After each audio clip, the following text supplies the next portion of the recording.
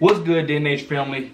It's your boy Terrell. Hey guys, it's Julia. And we're back with another video. If you're new to this channel, make sure you subscribe, click the bell so you can be notified every single time we post a video. It's up from here. Our baby boy is here. Make sure you guys go to our last video, check it out. Hope you guys enjoyed that birth vlog.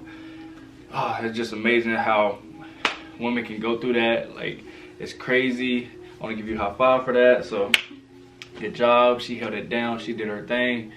And yeah, it's up from here. So basically in this video, I'm gonna be asking her like 8 questions. I'm only gonna ask her 8 questions about basically about pregnancy, about birth, and like a couple questions about postpartum. So I want to get into it. Let's get into this video. You ready? Yes. Okay. It's officially been a week since he was born, so it's been a week. And I don't know if you guys can probably hear the his little swing in the background. You guys probably can. You probably can hear his music. His music is going. He's in a swing. He's chilling. He's quiet. So yeah, we're trying to get this video done, get out of the way. Let's go. And the first question is, what is something you said or did during labor that you will never forget? Probably when I was pushing.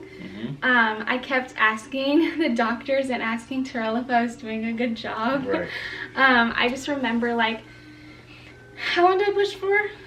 Push for about, like, well, they say you push for like 45 minutes, but okay, I think you push for like at least 50 minutes to an hour, I feel like. Okay, it did not seem but like that. I mean, it didn't seem, yeah, to you, but like, I mean, it went by really fast for me. Yeah, it was probably like 45 minutes to like an hour, so just say that, I guess. Anyways, I remember just like pushing, and I'm like, okay, like, am I doing a good job? Like, is he almost here? I kept asking, like, do you see him yet? Like, do you see him yet? Exactly. Because I feel like it wasn't like terrible, but then again, you're like pushing so hard, and it's not like it was painful down there because I had the epidural. Right. It was just more of like, okay, I'm out of breath and like I don't feel like doing this, like I'm exhausted. So but yeah, that's probably something I'll never forget. Right. I think that's the main thing that was like really like getting to you, like when you have to push and like your face is getting all red and stuff like that. It's like hard on you. So it's like when you holding your breath for 10 seconds, like, if you guys don't know, you gotta hold your breath for 10 seconds 3 times in a row, so basically 30 seconds.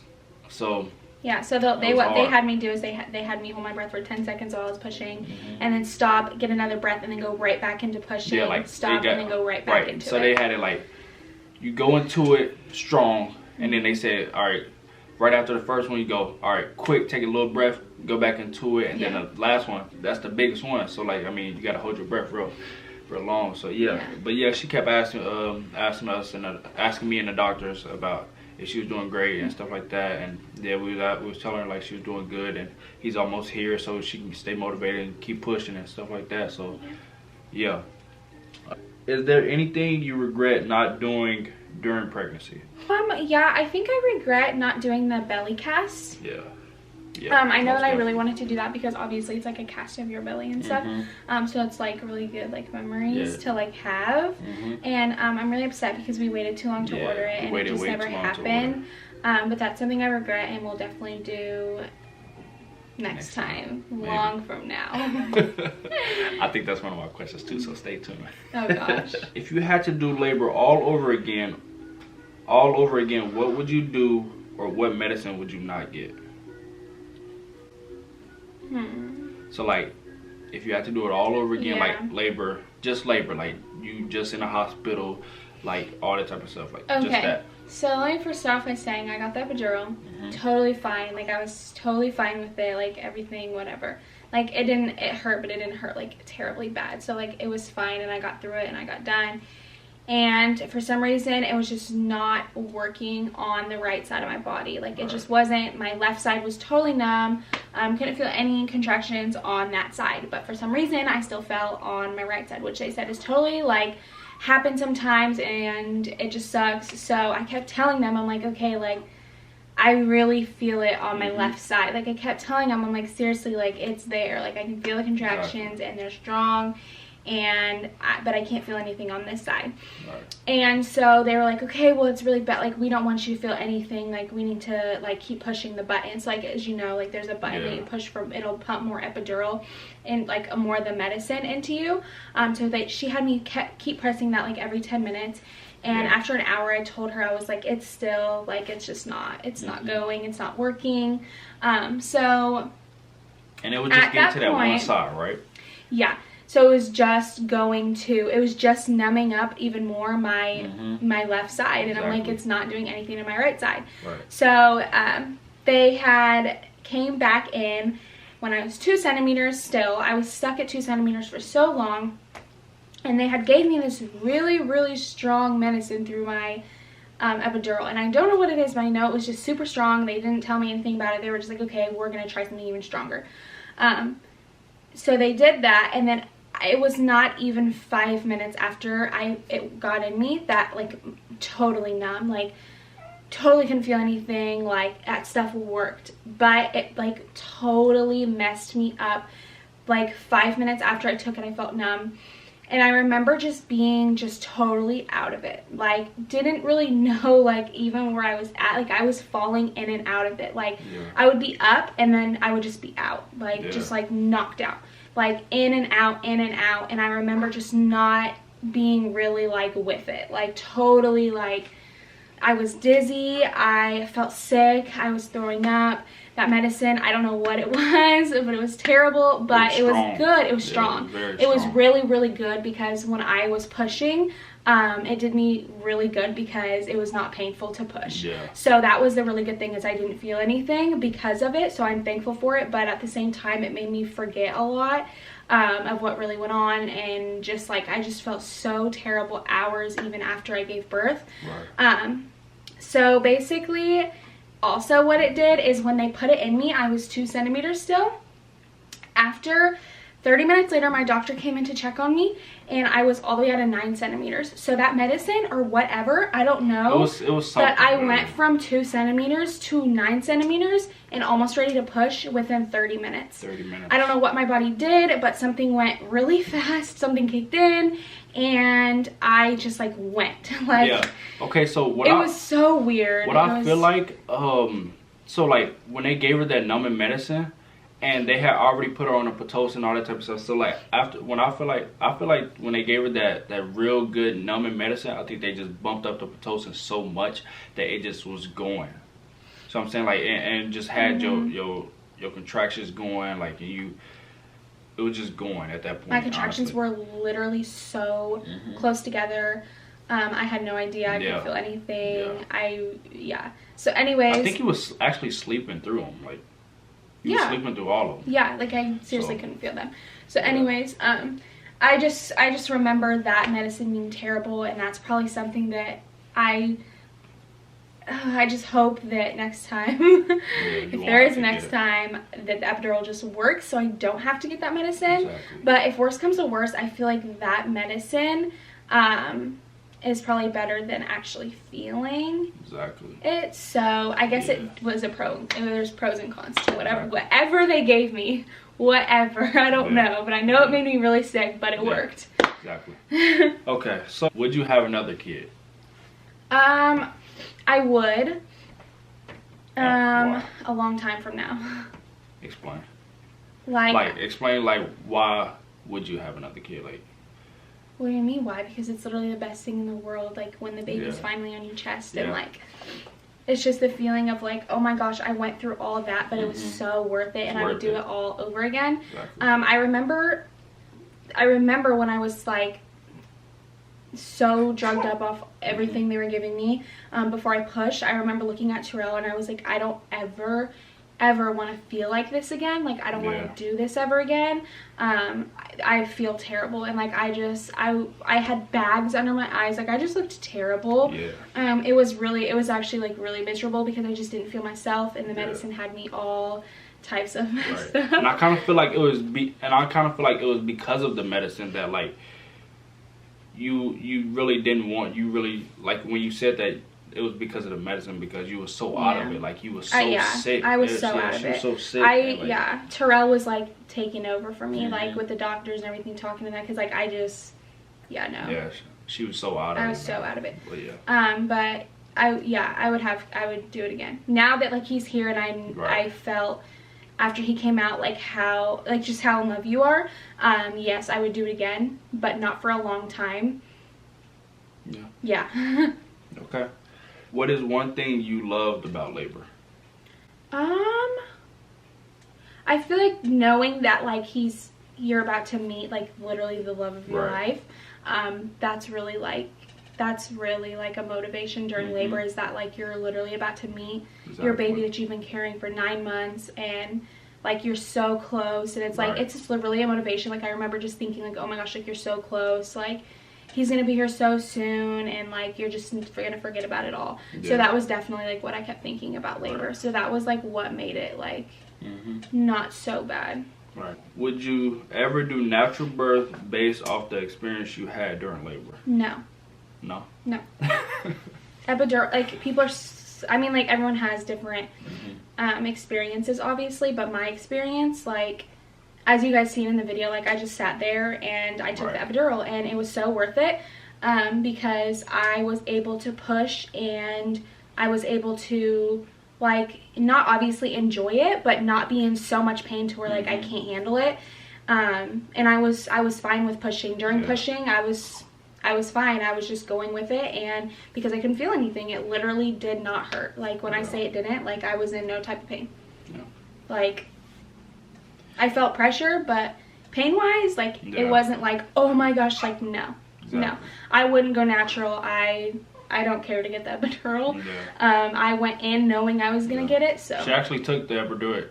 Took getting the epidural like a G. So I want to give you another 5. Thanks. I remember the anesthesiologist like, oh my gosh, he was so awesome. Like he literally said you should be proud of yourself. Because actually, I am. Like when we used to watch birth videos, birth vlogs, all that type of stuff, and we would see people getting the epidural, and they like jump and stuff like that, and like scream and it just was like so scary. And as you guys seen in the video, she was holding my hand so tight. So, and actually she was saying like after she got it, like it helped. Yeah, it helped like to like squeeze somebody's hand, squeeze something like instead of like jumping and like moving your back, which like when he's putting the needle in, like you want to jump so bad, but it's like you know that you can't, or it's gonna mess up, and obviously there's so many risks to getting an epidural. So I remember just squeezing his hand, and like only like not even thinking about it. I remember just trying to think about squeezing his hand, like that's all I was thinking about. And then the nurse that was in there was so nice, and she was doing so good.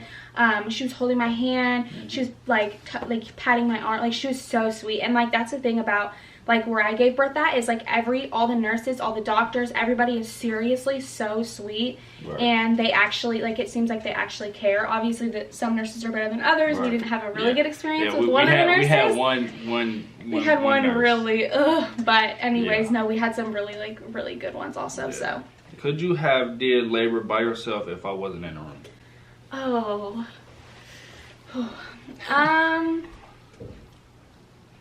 I mean, obviously I would have had to, but well, only reason why I'm asking this question is because the stuff that we're going through right now, and like the coronavirus, the people coronavirus like that, I know some people had to go through it and stuff like that. So you'd have to be really strong. I know, like I feel like so terrible for anyone that has to do that.